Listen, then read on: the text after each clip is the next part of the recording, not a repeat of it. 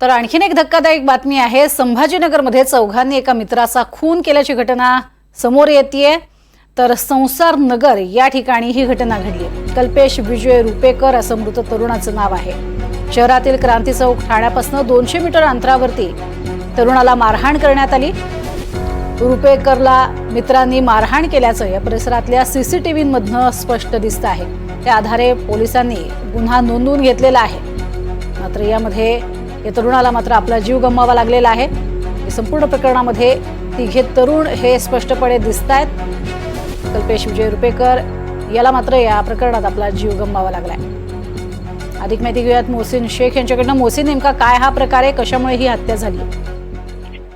नक्कीच हा जो रुपेकर तरुण होता त्याची हत्या करणारे हे त्याचेच मित्र आहे।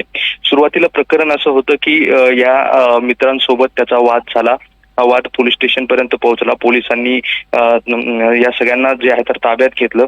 दोघांचीही समजूत काढली, त्यांच्याकडून तसं लेखी देखील लिहून घेतलं होतं आणि त्यानंतर त्यांना सोडून देण्यात आलं होतं। मात्र त्यानंतर देखील या तरुणांमध्ये जे आहे तर वाद झाला। क्षुल्लक कारणावरून हा वाद झाला होता आणि या वादानंतर या रुपेकर तरुणाची जी आहे तर हत्या करण्यात आलेली आहे। विशेष म्हणजे जेव्हा हे सगळं भांडण झालं त्या भांडणचा व्हिडिओ देखील जे आहे तर सीसीटीव्ही मध्ये कैद झालेला आहे आणि हे सगळा प्रकार जे आहे तर शहरातील क्रांती चौक पोलीस स्टेशनच्या अंतरावर जो आहे तर सगळा प्रकार घडलेला आहे। त्यामुळे या घटनेनंतर शहरात एकच खळबळ उडालेली आहे।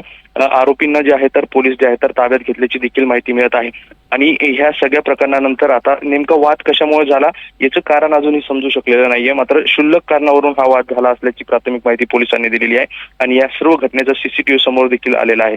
त्यामुळे आता पोलीस पुढचा तपास करतायत आणि या आरोपींनी नेमकी मारहाण का केली याचा देखील शोध घेतला जात आहे।